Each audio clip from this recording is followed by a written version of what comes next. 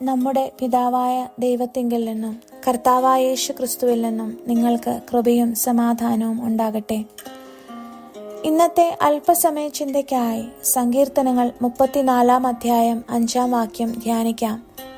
അവങ്കിലേക്ക് നോക്കിയവർ പ്രകാശിതരായി, അവരുടെ മുഖം ലജ്ജിച്ചു പോയതുമില്ല. സങ്കീർത്തനം 34 അധ്യായം എഴുതുവാനുണ്ടായ പശ്ചാത്തലം 1 ശമൂവേലിന്റെ പുസ്തകം 21 അധ്യായം 10 മുതൽ 15 വരെയുള്ള വാക്യങ്ങളിൽ കാണാം. ശൗൽ രാജാവിനെ ഭയന്നോടുന്ന യാത്രയിൽ ദാവീദ് ഗത്തിലെ രാജാവായ ആക്കീഷിന്റെ അടുക്കൽ എത്തപ്പെടുന്നു. എന്നാൽ ആക്കീഷ് രാജാവ് തന്നെ തിരിച്ചറിഞ്ഞു എന്ന ഭയത്താൽ ദാവീദ് ഭ്രാന്തനായി അഭിനയിക്കുന്നു. പിന്നീട് അവിടുന്നും രക്ഷപ്പെടുന്നു. രാജ്യത്തിന് വെല്ലുവിളിയായി തീർന്ന ഗോലിയാത്തിനെ ദൈവത്തിലുള്ള ആഴമായ വിശ്വാസത്താൽ നേരിട്ട് തോൽപ്പിച്ച ദാവീദിന് പിന്നീട് അങ്ങോട്ട് ഭയത്തിന്റെയും ഭീതിയുടെയും നാളുകളായിരുന്നു. ജീവൻ പോലും അപായപ്പെട്ടേക്കാമെന്ന അവസ്ഥ, പലയിടങ്ങളിൽ ഓടി ഒളിച്ചു കഴിഞ്ഞ കാലങ്ങൾ. ദാവീദിന്റെ ശരണം തന്റെ ജീവനുള്ള ദൈവത്തിൽ മാത്രമായിരുന്നു. ദാവീദ് ശത്രുക്കളിൽ നിന്ന് ഓടി ഒളിക്കുമ്പോഴൊക്കെയും അവന്റെ നോട്ടം അവങ്കിലേക്കായിരുന്നു. തന്നെ ഒരു നാളും ലജ്ജിപ്പിക്കയില്ല എന്നുറപ്പുള്ളവന്റെ അടുക്കലേക്കാ. അവന്റെ ഓട്ടം തന്റെ ഭയങ്ങളിൽ നിന്ന് വിടുവിക്കും എന്നുറപ്പുള്ളവന്റെ അടുക്കലേക്കായിരുന്നു. വേറെ എങ്ങും പോയില്ല. വേറെ ഒരു നേർച്ച കാഴ്ചകളും കൊടുക്കുവാൻ അവൻ ബന്ധപ്പെട്ട് ഓടിയില്ല. പക്ഷേ അവൻ അവനെ തന്നെ ദൈവസന്നിധിയിലേക്ക് നേർച്ചയായി വിട്ടുകൊടുത്തു.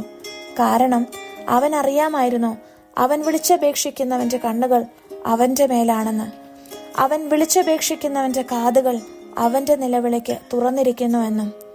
കഷ്ടങ്ങളിൽ ഏറ്റവും അടുത്ത തുണ ദൈവമല്ലാതെ വേറെ ആരുമില്ല എന്ന് ദാവീദിന് ഉറപ്പുണ്ടായിരുന്നു. നമ്മുടെ മനസ്സ് തകർന്ന് നുറുങ്ങിയിരിക്കുമ്പോൾ ദൈവമല്ലാതെ രക്ഷിക്കുവാൻ ഒരു ശക്തിക്കും കഴിയില്ല എന്ന് ദാവീദിന് ഉറപ്പുണ്ടായിരുന്നു. അതെ, ദാവീദിന് ഉറപ്പുണ്ടായിരുന്നു താൻ നോക്കുമ്പോഴൊക്കെ ആ ദൈവത്തിന്റെ കണ്ണുകൾ അവനെ തന്നെ നോക്കിയിരിക്കുന്നുവെന്ന്. ആ ദൈവിക തേജസ് തന്റെ മുഖത്ത് പ്രതിബിംബിക്കുമെന്നും തന്റെ മുഖം വാടുവാൻ സമ്മതിക്കാത്ത സ്നേഹനിധിയായ ഒരു ദൈവത്തെയാണ് താൻ വിളിച്ചപേക്ഷിക്കുന്നതെന്ന് ദാവീദിന് നല്ല ബോധ്യമായിരുന്നു.